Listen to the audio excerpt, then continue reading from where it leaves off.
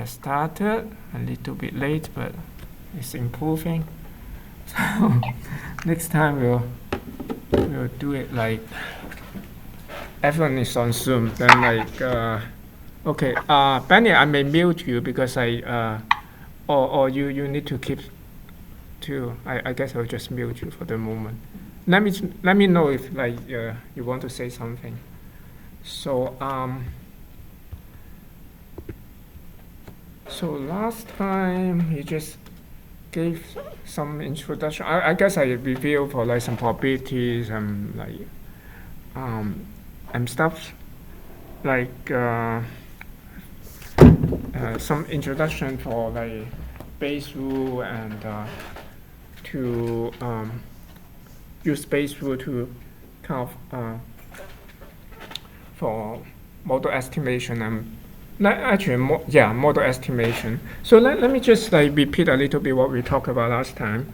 So let's say we have some observation, like let's say O observation, and we have some parameter theta here, and what we basically we try to like fit the parameters with the observation, right?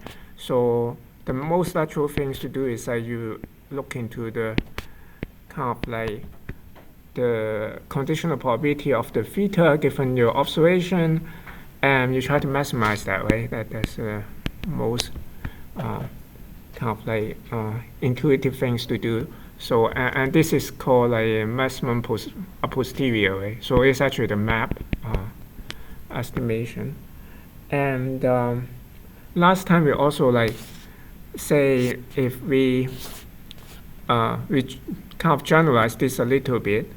Besides the theta, in this case, like we say theta maybe like we have a Gaussian model. This theta can be the mean and the variance, but we can also have like some parameter or like some prior on the model, basically saying the model is not known. So in the sense like maybe you want to look into, given the model, some model M,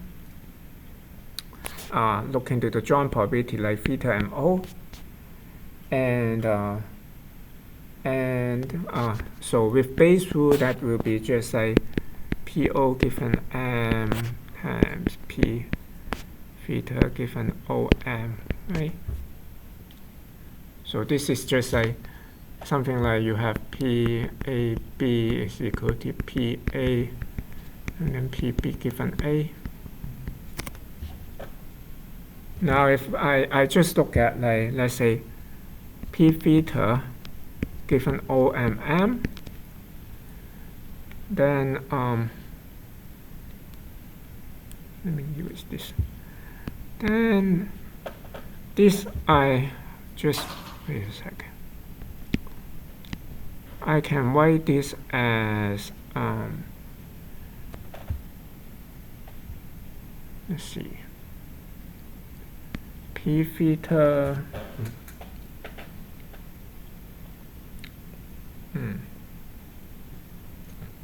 I'm thinking what's the best way to write this.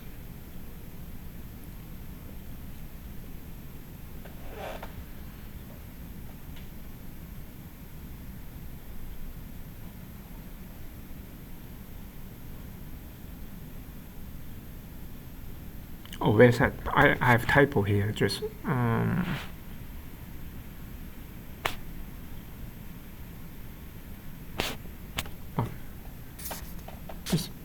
wait a sec. This is correct, but this is not something I want to write. Actually, I want to write P theta given M and PO given theta M here.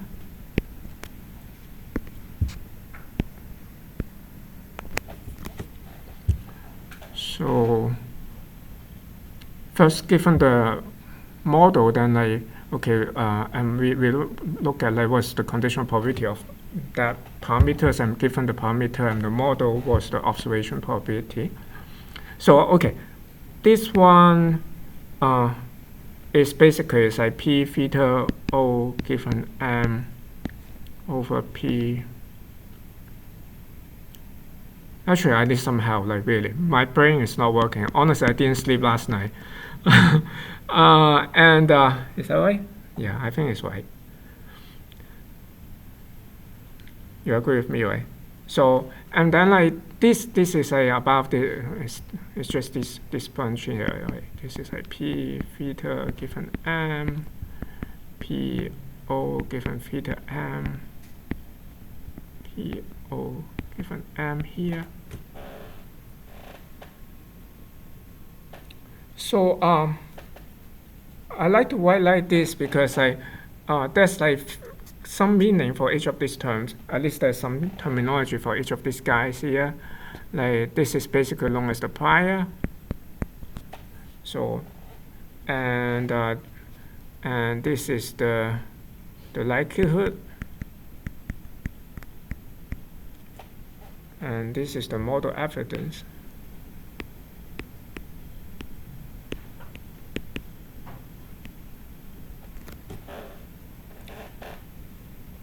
So just like in this case here, right?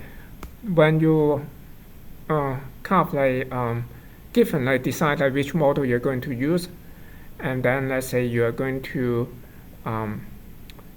fit the parameter with the observation, then you're trying to maximize this guy here, right? Maximize this thing here, subjected to theta basically. So, but then like in that case, you see that this model evidence is we don't really care about that because it does not depend on theta. So it's basically just trying to maximize theta with respect to this product here, p theta given m multiplied by p o theta given m.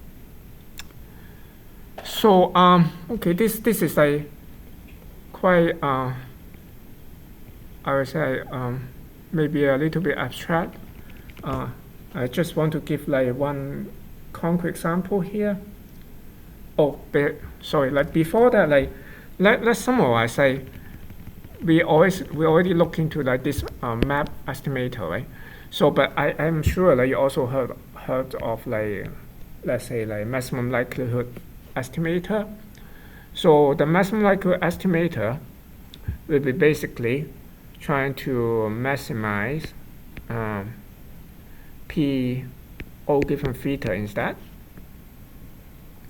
So be careful, like for the map estimator, you're kind of maximizing p theta given. Oh, this actually looks more natural, right? You're given the observation, then you're trying to maximize the parameter. And for why you even care about maximum likelihood? Actually, it looks a bit weird, right? This seems to be the logical things to do, right?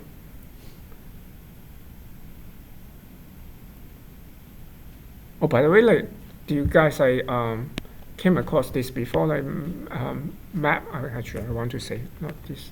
I mean this map and like maximum likelihood estimator. So, but basically, okay, the map is like very lateral, right? I'm given the observation. I try to find the parameter to fit the observation. Of course, I want to maximize this p theta given o, right? This is very lateral. Then it's a little bit weird why we care about that, like p o given theta. Actually, this is quite used quite commonly, and of course, like if you look at the relationship of this p theta given o and p o given theta. Let's forget about these model things first. Like just forget this part with the model here. I can write p theta o as a p theta o over p o. Let me write that on the p o.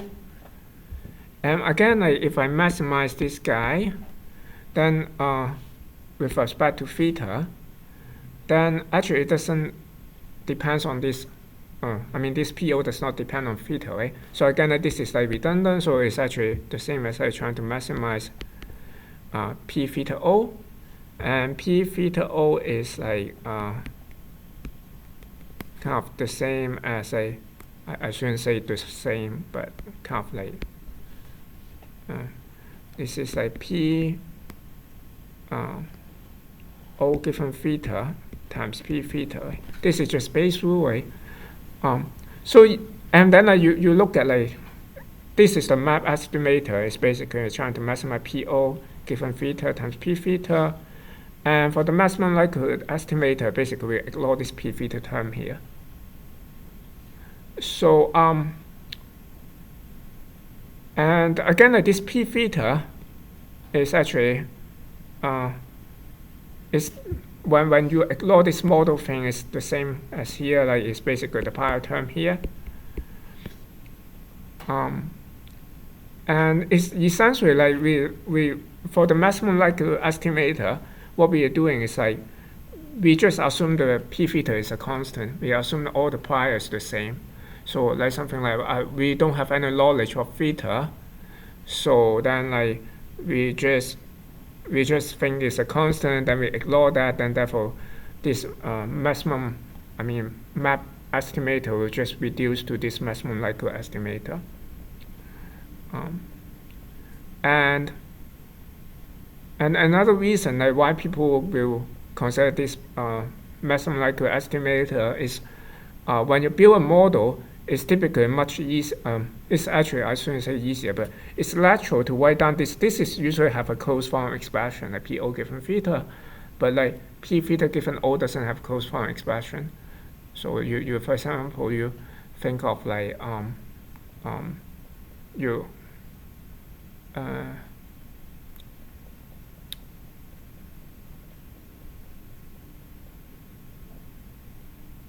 any helpful example actually? I'm thinking like just simple Gaussian case, but I'm not sure Gaussian case like I can also P theta given O. But of course like if I have like let's say theta, let's say I have a Gaussian I have some signal, just a just a signal theta, whatever. Like I can consider it as like a parameter, like a constant, like kind of not stochastic, and then it's subject to some Gaussian noise, and then O will be something like a Gaussian distribution with mean is theta and variance, let's say just say sigma square or something like. And so therefore like PO given theta will be just equal to the Gaussian PDF basically.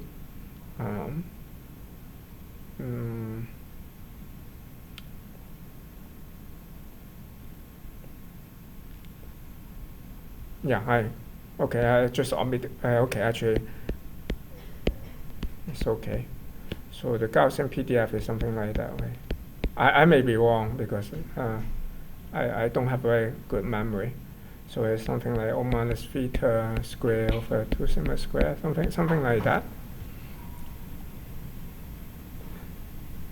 But in this case, it's not a very good example because P theta given O is the same thing, kind of, like because it's symmetric here.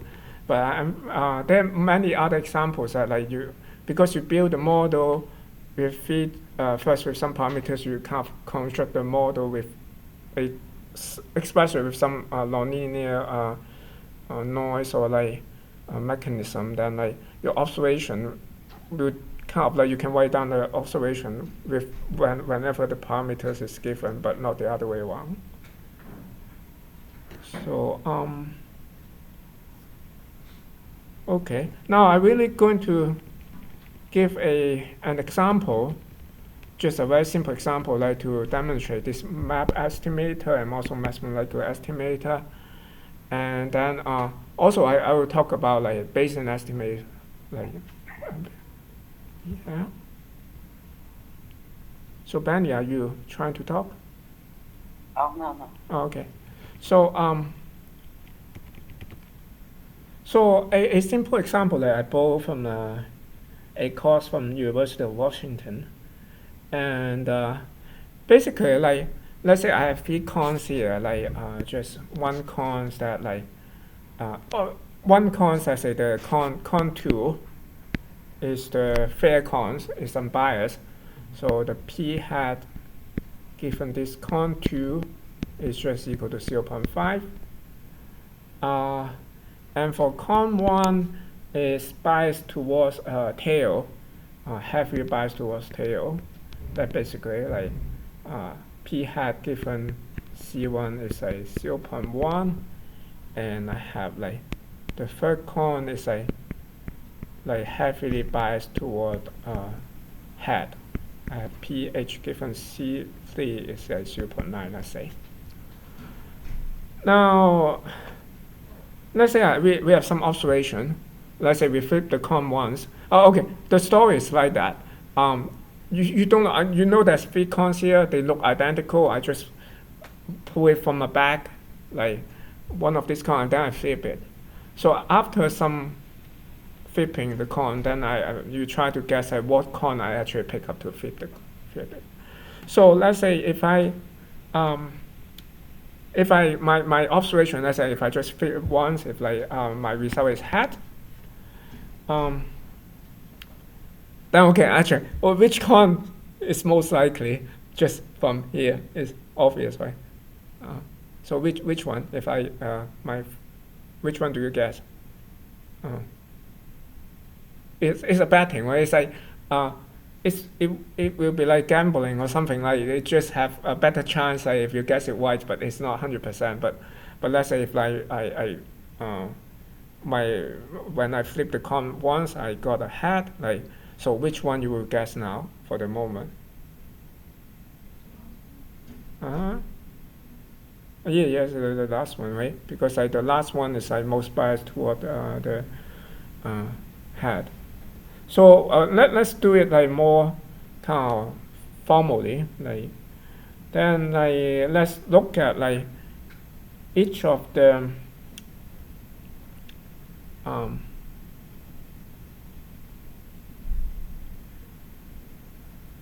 try to estimate. Actually, when you guess the last one, I should ask you this: like what kind of estimator you are doing now?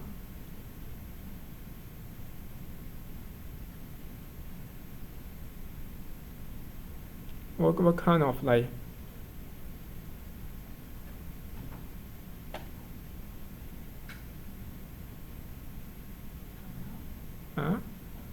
Yes, we're doing we are exactly doing mathematical, right? We're comparing, essentially what we're doing, we're just comparing these three terms here, right? The probability of observation given the parameter, basically. The parameter in this case is C1, C2, and C3. For this one is largest, so therefore we pick like C3, right? Pick the third cone. So inherently, like basically we're assuming that we have a uniform plier, right? So actually we already assume that, like, even though we didn't state it, it's like PC1 is equal to PC2 is equal to PC3 is equal to 1/3, right? All of them is equal to 1/3. We're assuming a uniform plier. So now let's say with let's do one more example. I mean one more observation first before we move into a map estimator. Let's say like if we have like head and tail. The first time we got a head, the second time we got a tail. So then for maximum likelihood estimator, what we are going to do is that we are going to what?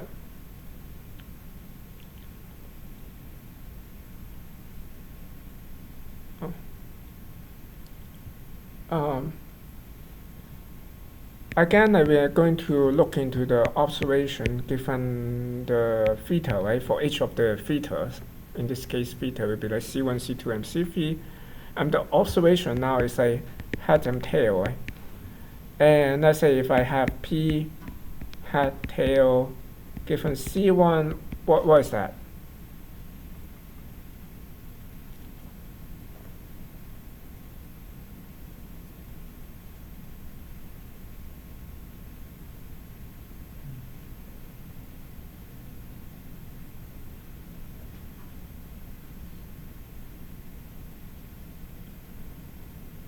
Oh, wait a sec. I'm sorry. Yeah, that's okay. Yeah.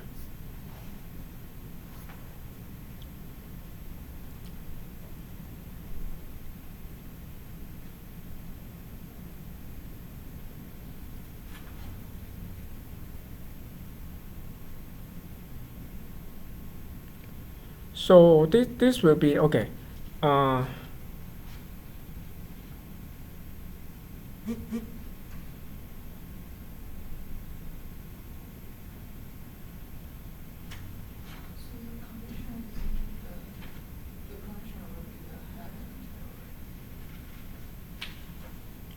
uh,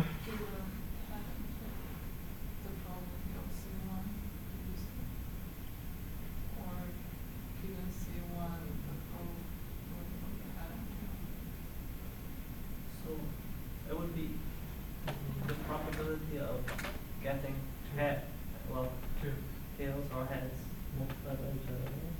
There's a probability of tail given C1 Mm. times probability of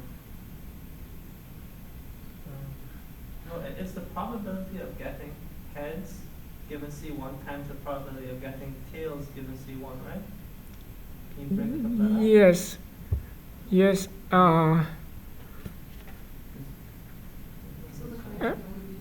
Yes. By the way, like that's an assumption when we do that. Do you know do you remember oh, actually one more thing in general like this, if I write it out, it's always correct, will be like this, right? P hat given C1 times B tail given hat M C1, something like that. Actually, when I write like that, it's like okay, that is a very kind of sloppy notation. I'm sure you understand what I mean here. This would be first time flipping a hat, and this is a second time flipping a tail. This is a first time flipping a hat.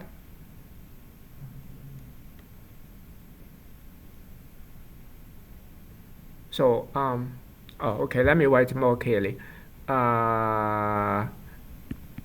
Let's say first time I flip it, I have result called F1. F1 is equal to hat, and F2 equal to tail given C1. I just want to say that okay, what you guys saying is correct, but I want to say this is always correct. What you just said is you have an assumption there. I just want to make sure you realize that. So this is always equal to. This is always equal to. I shouldn't use this symbol like that, but I just want to emphasize that. So it's equal to PF1 equal to hat given C1 times P F2 equal to tail times F1 equal to hat and C1. Yeah, this will be always equal. But you just mentioned is correct that we can ignore this. So what's the condition when we say we can ignore this? They're conditionally independent. Yes, they're conditionally independent. Given the count, yeah, it seems like a reasonable assumption. If you are using this count now, if each time will be independent. Yeah, assuming you don't have some kind of real mechanism that when you first time you have this con, and then because you get this result, then you suddenly change the con, something like here you just assume okay, I have this con, I keep using the same con, so it's conditionally independent in this case. So therefore this will be just 0.1 times 0.9, right? So first time is 0.1, second time 0.9, and then the last one is also 0.1 times 0.9 or something like that, I guess. And then the middle one will be 0.5 times 0.5 square. So in this case, the second con will be most likely if you use the maximum likelihood estimator.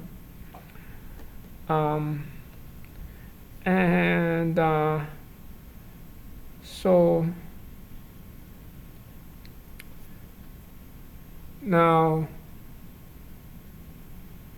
how about we just now add some non-uniform prior to that? Like we just assume that, let's say, P C1, C2, and C3 not equal. So maybe I use another color. And let's say like PC1 is equal to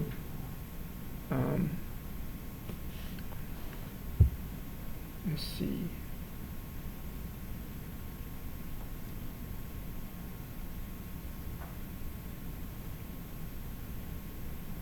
Equal to, let me just use the same number as my notes here. 0.05 and PC2 is equal to 0.25 and then PC3 is equal to 0.7.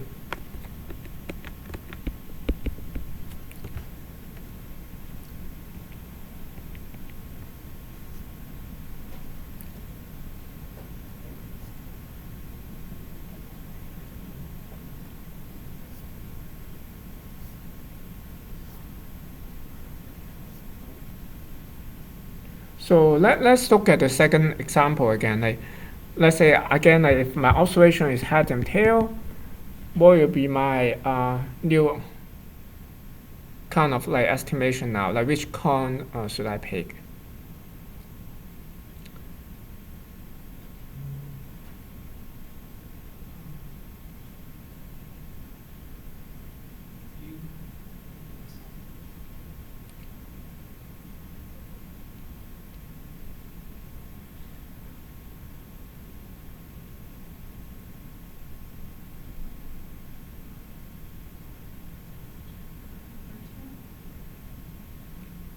Is that? Let's see. Oh no, actually not. Is it still the second one? According to the number they already computed, is the last one. So but okay, it will be very simple. Basically, we want to find in this case.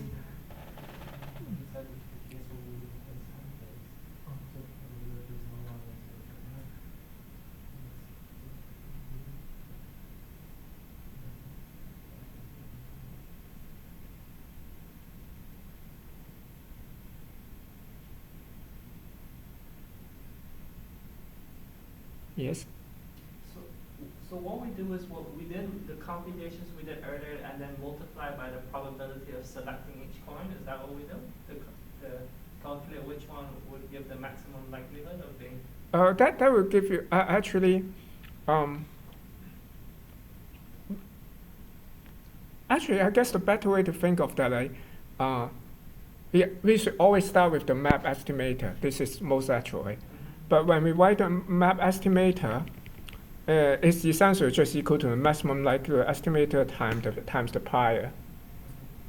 And so therefore, like when we do the maximum likelihood estimator, what we're essentially doing is just like assuming the prior are all the same, uniform. So now since we don't have like actually when even you're working on like maximum likelihood estimator, you can still compute this p theta given O instead of PO given theta.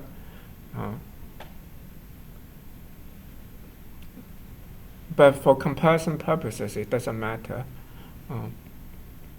But if you want to write down the probability, what you need to do is just normalize that way.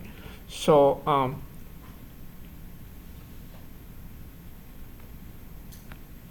if we have the number we have earlier, like this like PHT given C1, we just multiply them together, or like PHT, let's say given C1 multiplied by PC1.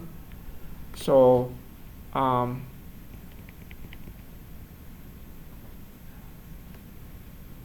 what we have here is like basically like PC1 HT, right?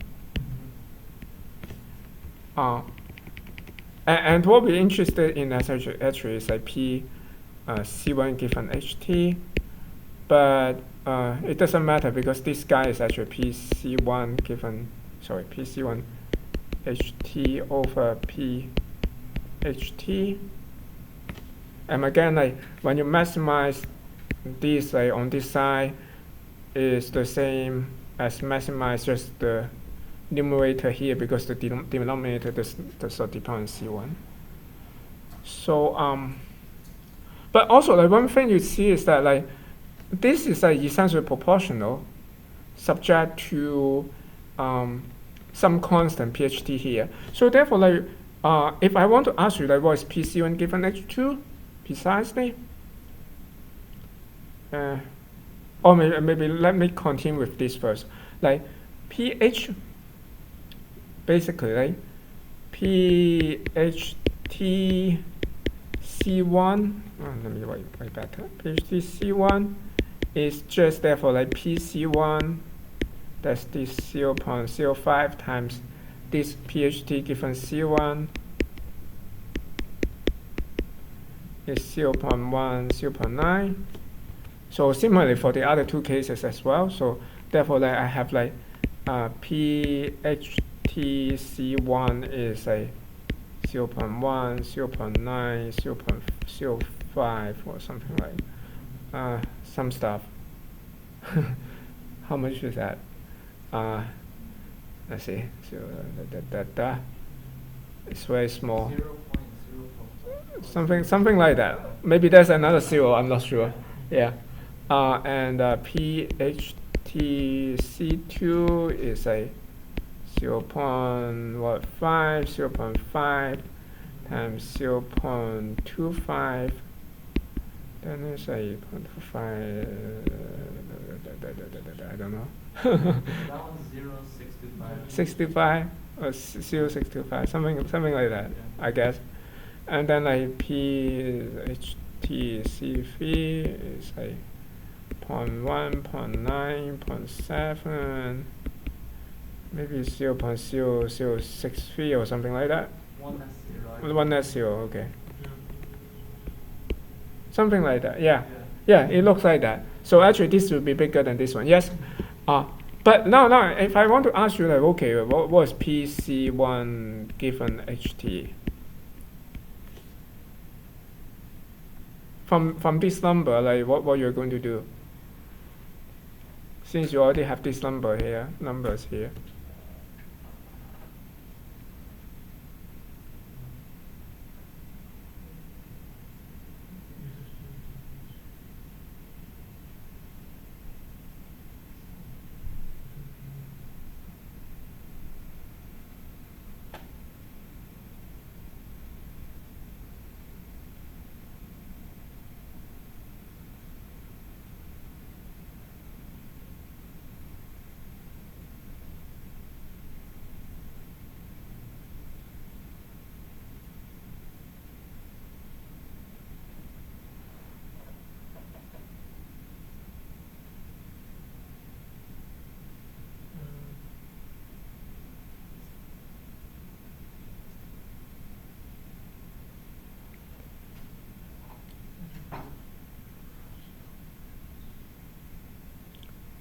Of course, you can compute this PHT here, and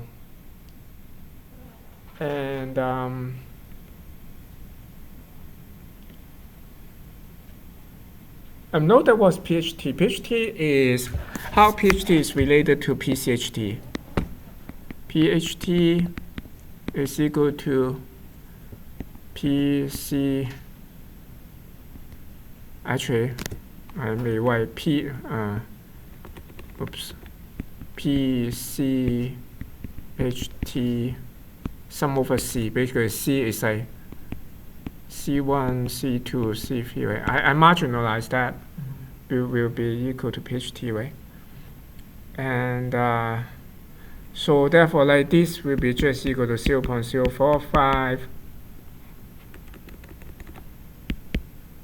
0.045 over like 0.0045 plus this guy like 0.0625 plus 0.063, something like that. So what I mean is like the point is like you see like this is actually a probability, right? Regarding to C here. So therefore it should just normalize to 1. So even not thinking about like PHT here, you have all these terms here. I know that once I normalize that, like these terms here, I should get the conditional probability. So, now, like back to the story here, that we are trying to estimate which cone to do to pick. Now, in this case, the last cone is slightly bigger, like only slightly bigger. So it's still like bigger. Okay, we say okay, this is maybe like my second best estimate would be this one or something like that. How you're going to describe that? But now if I change my problem a little bit, instead of asking like which cone I pick, I ask you like, now if I flip 2 times, I got a head and then a tail. I want to ask like, what's the probability I'm going to get a head next time for the 3rd time. Now then, there will be like several ways to do estimation now. So we can, again, I do a map estimator. Let's say if I consider all this prior and this conditional probability given the observation. For example, in this case here, the 3rd cone seems to be like has highest probability, right? Given the observation. Then remember that like the 3rd cone there is the cone that bias towards head. So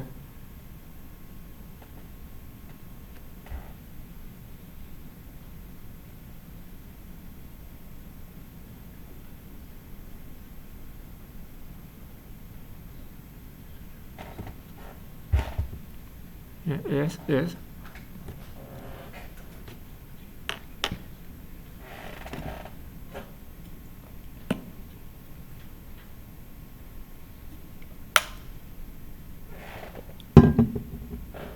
Any question? Yes. In the last probability that we have, C1 given that head and tail, Yeah. shouldn't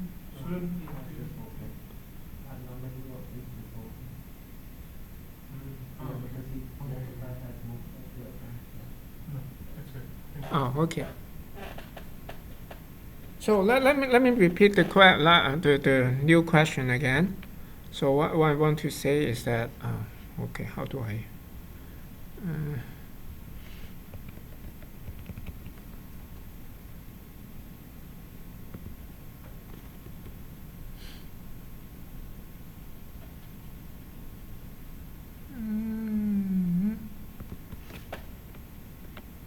I forgot how to have a new page. Let's see. New page after. Okay. So again, the previous question is I have some observation. Let's say I have head and tail. Then ask you like which cone I pick, right? Now my new question is this is the old one. Oh, my new question is I have head and tail. I want to ask you what's the probability of the leg to get a head again.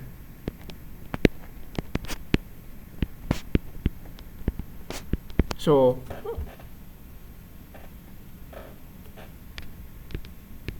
the old question is what's the probability, or like what yeah, it's okay. Probability for each cone. My handwriting is horrible. I pick something like that.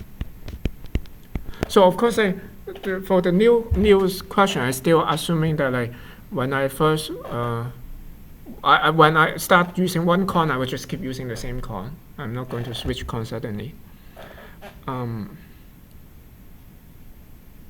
Okay, what do you say? Like again, I guess this whole idea, everything is very natural. Like it's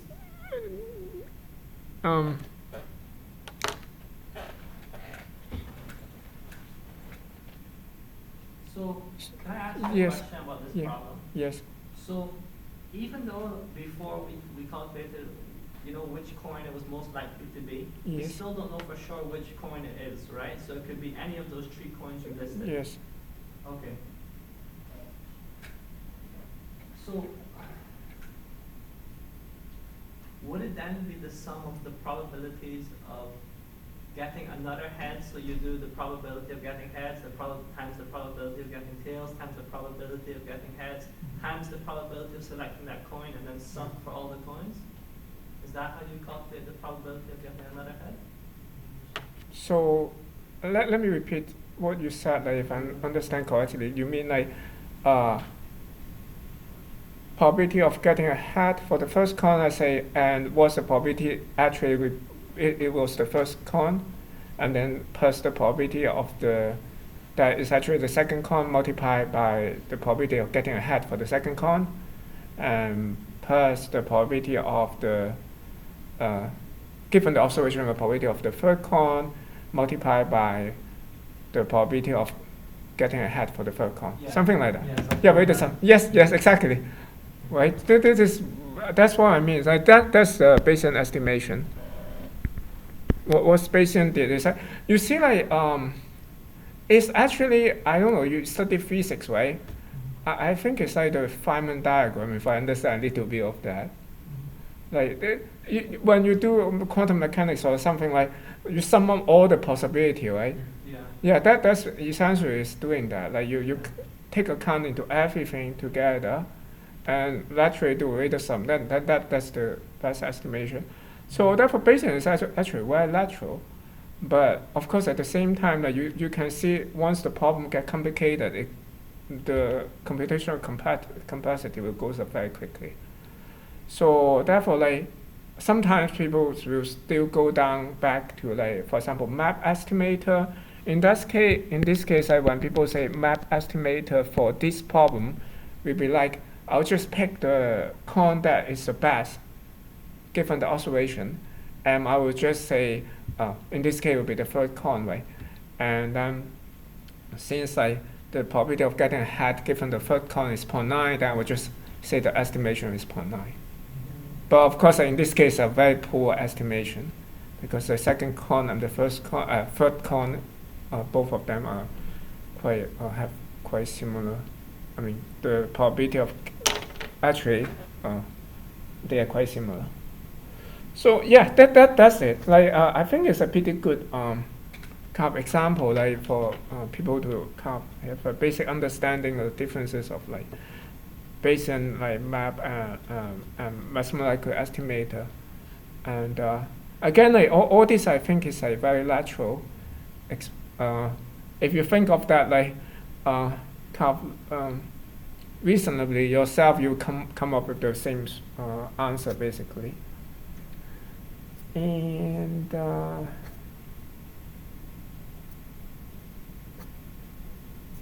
so we are actually going pretty quick. Let's see, but let's see what I'm going to do next. I'm thinking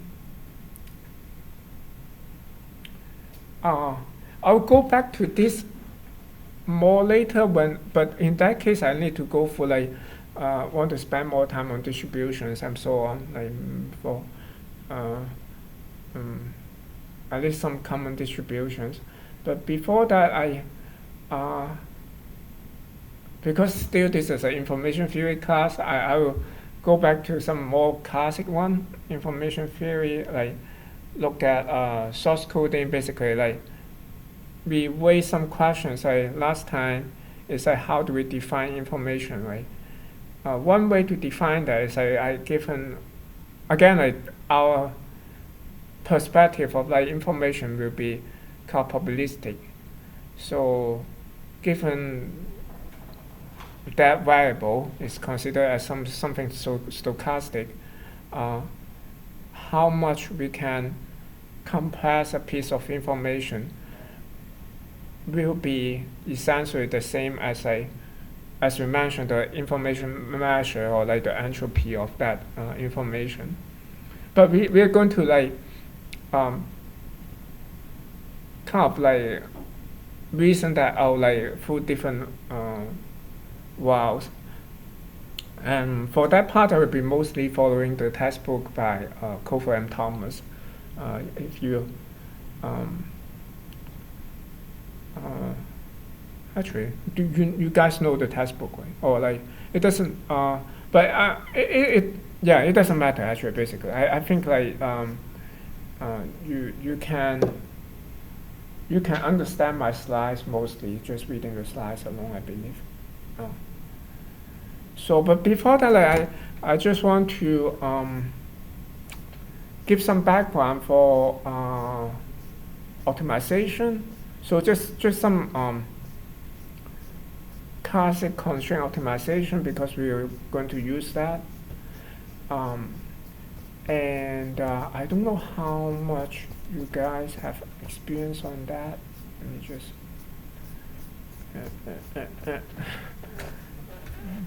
It's not. Okay. So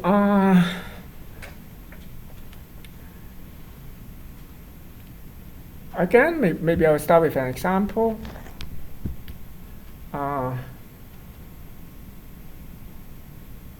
By the way, how many of you guys know Lagrange multiplier?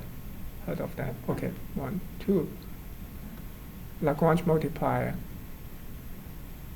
Okay, 2 again. I assume like Benny does not know that. So I guess still like some value to talk a little bit, maybe just a quick review. So how about Kuhn-Tucker condition? KKT condition. Okay, there'll be some new. Okay, at least there'll be something new for all of you guys. But before that, let me start with a kind of an example that again I borrowed from some professor like in some other university. This is an example by Professor Gordons in CMU, and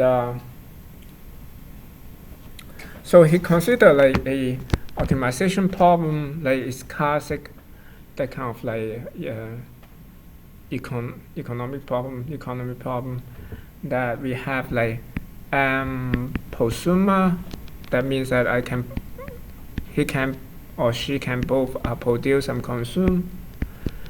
We have m of them, and then like n different goods.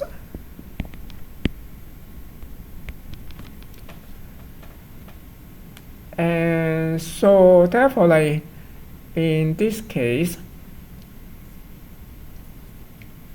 I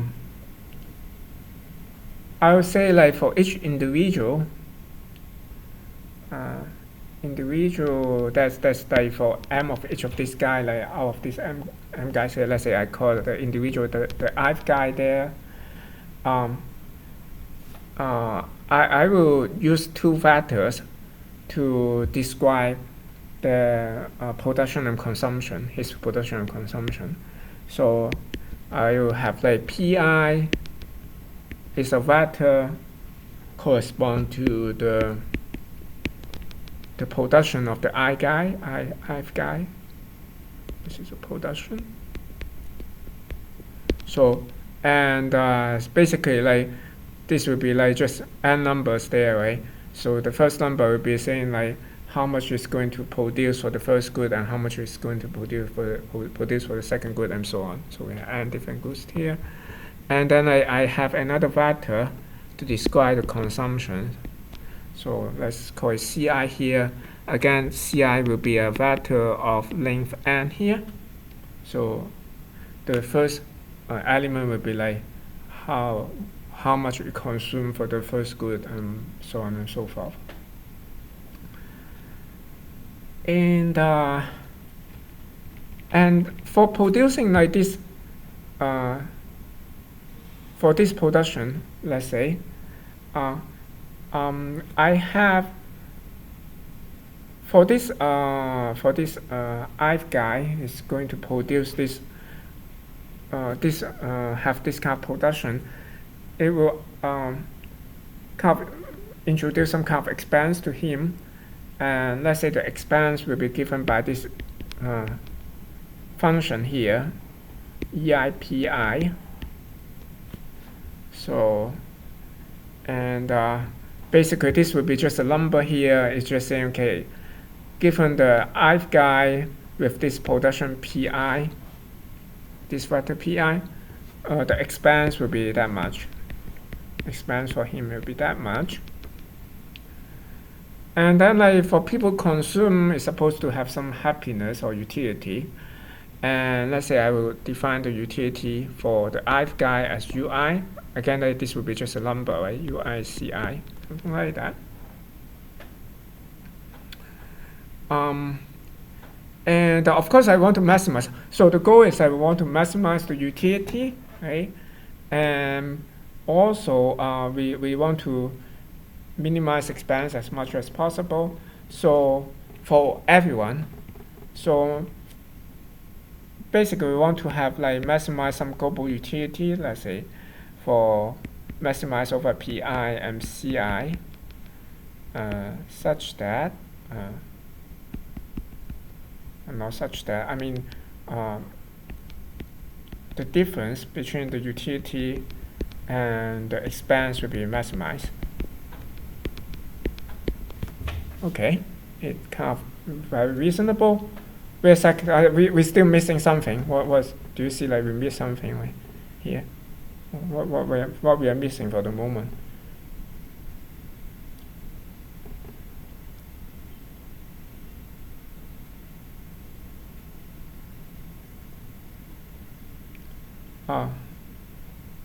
For the problem, like to be, actually I shouldn't say like exactly need to be so, but for the problem to be more interesting, or like not to be waste of like resources, we are supposed to have like the total consumption should be equal to the total production, right? So to balance out, so therefore like let's add a condition here. The total consumption will be like sum over all CI here I equal to 1 to m. So for each of the individual will be equal to the total production. Something like that. Now this is an example of some optimization problem. Like for you guys study like Lagrange multiplier before. So okay, like what next if you already studied Lagrange multiplier? I have an optimization problem like this.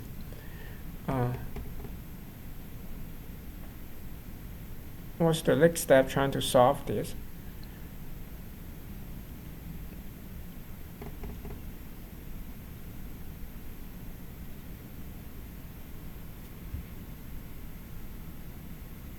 Oh, actually,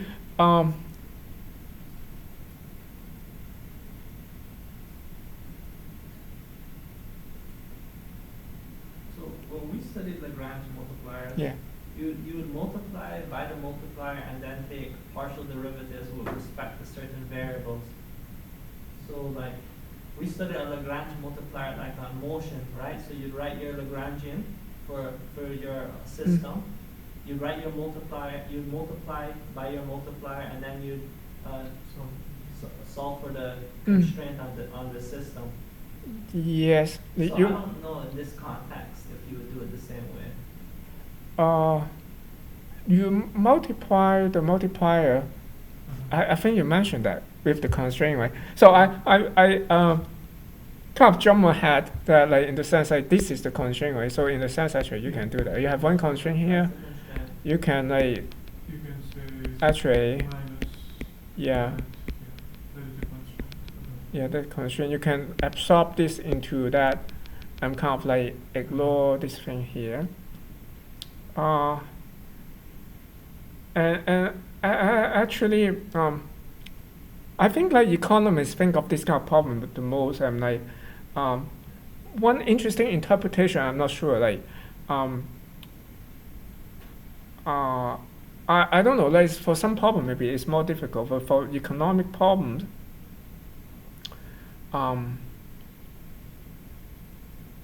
most of the time you know that there's some actual physical meaning for the Lagrange multiplier itself. Yeah.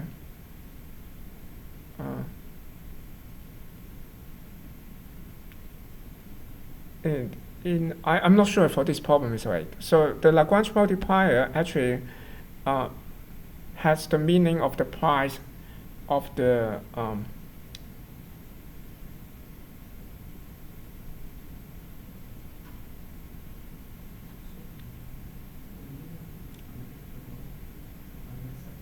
oh, actually, I need to be careful when I write this. So do we take Yeah. the gradient of the entire Lagrangian? after you add after okay After we the added the constraint yes. and we take the gradient? Do we do that? Yeah, yes, you can do that. Like actually,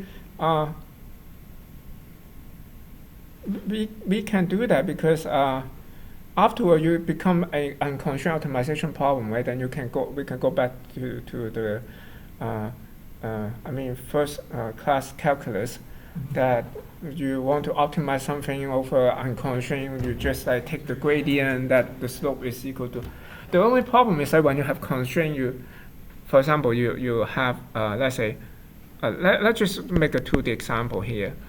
So if I have some function like that, so I take if I have unconstrained trying to find the maximum or something, I can just take the gradient to be 0 or like the slope to be 0, then this would be the maximum, right? But now the problem is like if I have some constraint, let's say I have a region like just within this region, like this is like the allow region. Then in this case, because the optimum is actually outside, and I want to find the maximum, then in this case, I need to somehow like take into account this constraint. Now I know the optimum is here because graphically I can see it out. But when you are in a high dimension, you need to have like some kind of systematic way to deal with that. And yeah, I'm jumping ahead that I'm not sure I should continue with this example. Like he has a solution like here.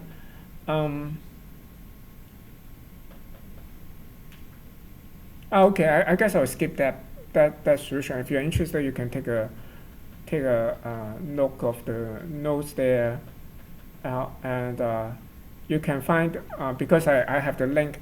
I didn't have the link there, but but I have the reference there. I think you can find his kind of course video online if you're really interested. But let me just go directly to the Lagrange multiplier solution. So, okay. One more thing, like I need to be careful here. I make a kind of mistake here when I write this. Because this is a vector, this is not one constraint. This is actually like n constraints here, right? Because it's an n vector. Yeah. So therefore, like this should be like I should have like n Lagrange multipliers here. So each constraint you should have like one Lagrange multiplier. But okay, let me. Okay, sorry, I go here and then I'm not going to finish that. But let me start with a general simple example, and then like we're going to explain very carefully for this one. Let's say we have just a generic function, like I'm trying to maximize fx, but subject to, of course, over x, maximize over x, and subject to some like kind of constraint like g is equal to 0.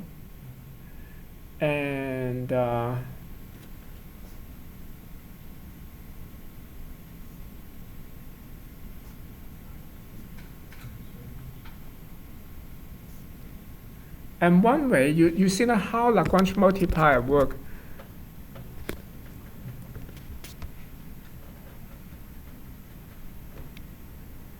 As you guys mentioned, right?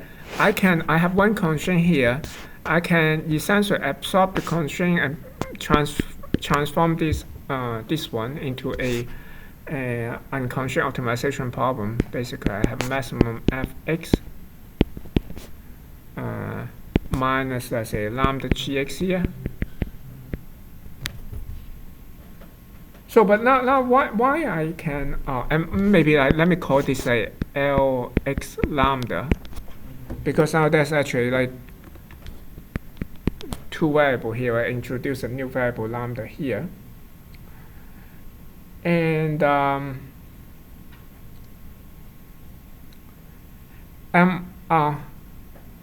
algebraically, actually, I find it actually quite interesting, like, to see why this will work. So now let me consider something called, like, let's say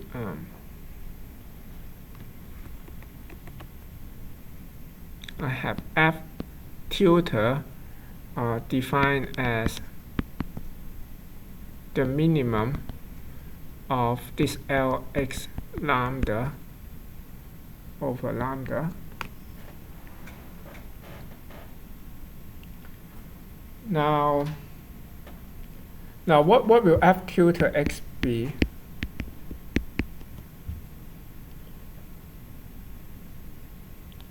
There will be like several cases, right? F tilde x. So if the constraint is satisfied,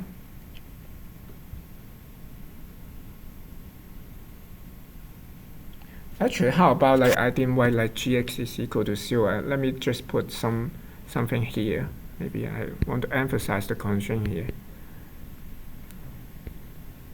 Gx is equal to g 0, let's say. So, and then, like, I have this. How do I erase that? Okay.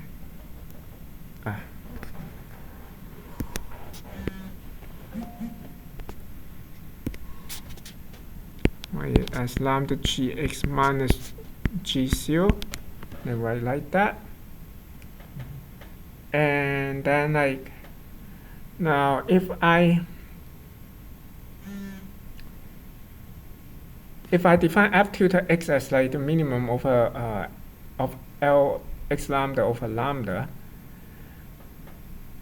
then I can have, like, let's consider two separate cases. If the constraint is satisfied, basically gx is equal to g0, then this term is just equal to 0, right? This does not exist here.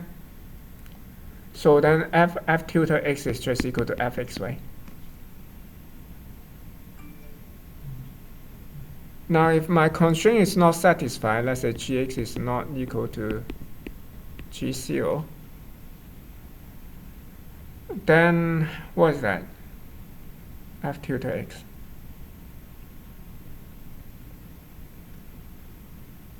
So if they're not equal, that means they don't cancel, right? Oh, sorry, yeah, not equal. Yeah, I'm sorry.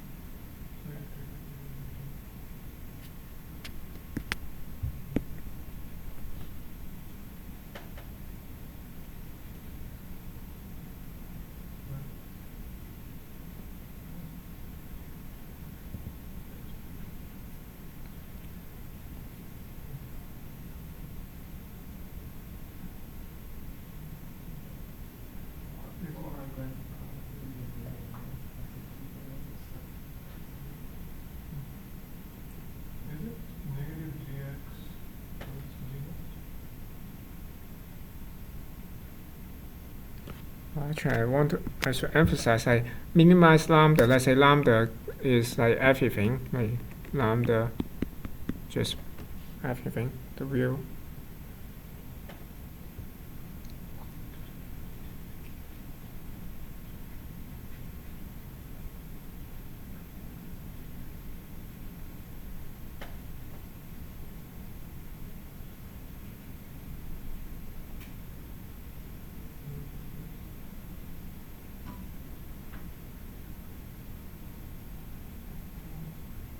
Alice, the f tilde x is the minimum of L of x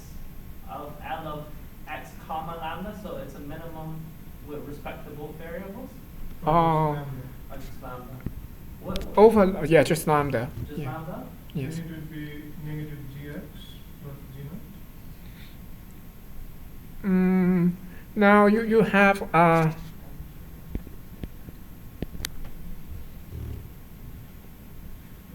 you're saying like that, you multiply by 15 minus g. Oh, there's a bracket.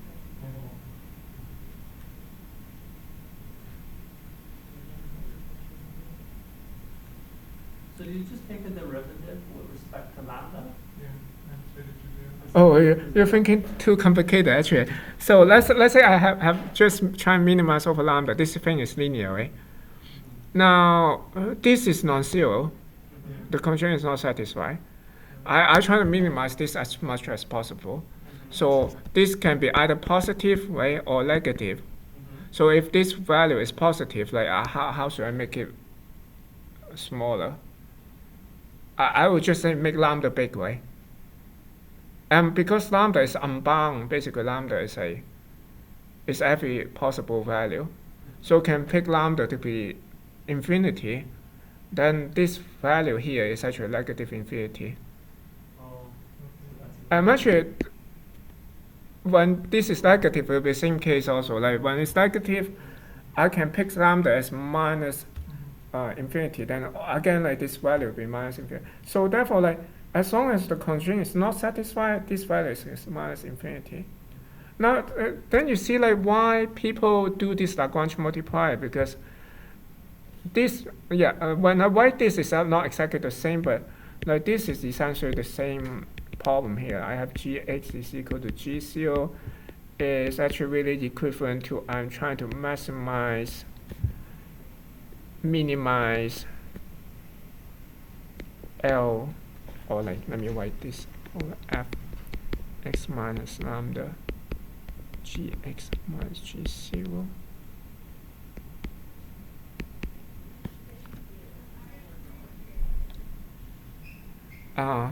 And of course, this guy here is just f tilde x here. But you see, like, when the constraint is not satisfied, then the value will be minus infinity, right? So therefore, when you try to maximize over x, we will never pick up that value. So therefore, the constraint will always satisfy. That's so nice, right? So now, then the only trick here, or like the only really math here, that seems like we are either engineer or physicists, so therefore we don't care. It's like we can assume this can swap. This like then if we swap that, then we're trying to maximize x first, and then minimize lambda. Then you see that we take the gradient, right? Because now we have an unconstrained optimization problem over this. We just take the gradient over x, and then we have the whatever we did. But it's important to understand like why we have, because like now when we have constraint, it's not equality constraint. Let's say if we have inequality constraint, we can do the same argument. So we can just, okay, let me change this a little bit. Instead of like equality constraint, let's say I have inequality constraint. So I have like gx is bigger than equal to g0. Let's see, how should I change it?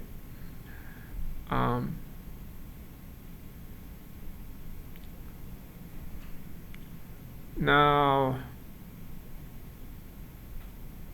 I want to still do the same argument. It's basically, now in this case, I want to,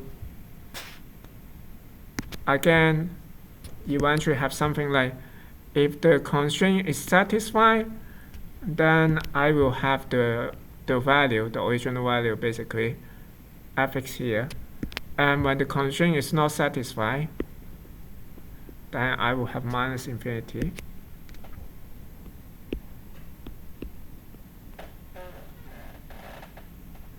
Now, I just need to make one slight change to achieve that. Do you see how I can do that?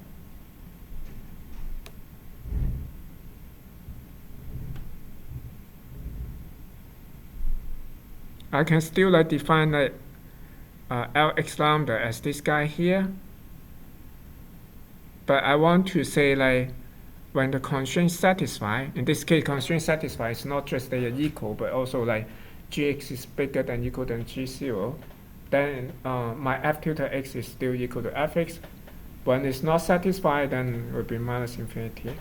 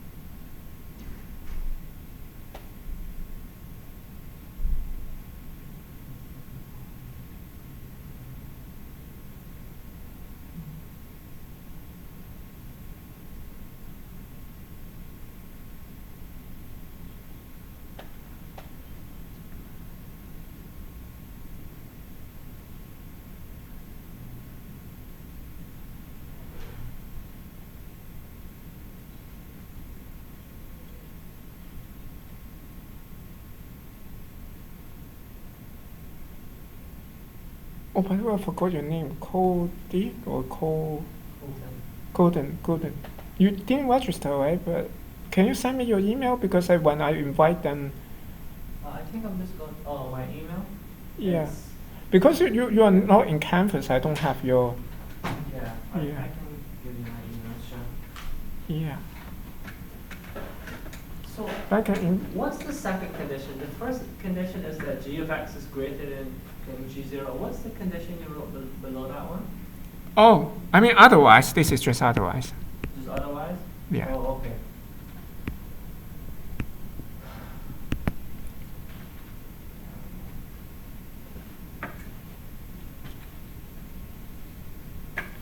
So we can change this here a little bit, right? So what should we change? So now instead of like allowing lambda to be everything, like over the entire region, we can pick lambda to be only,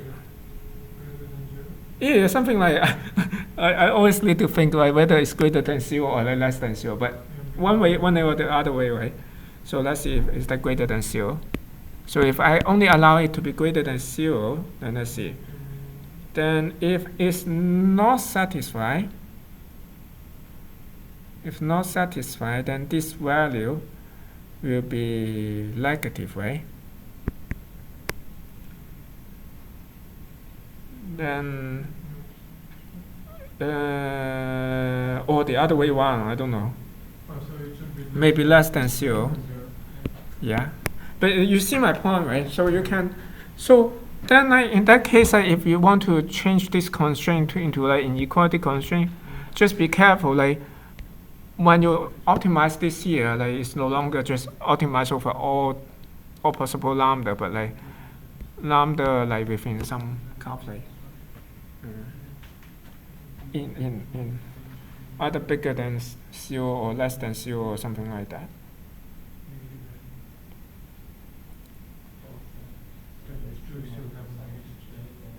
So I don't know, how about we take a break and then like maybe come back again like 15 minutes, I don't know, like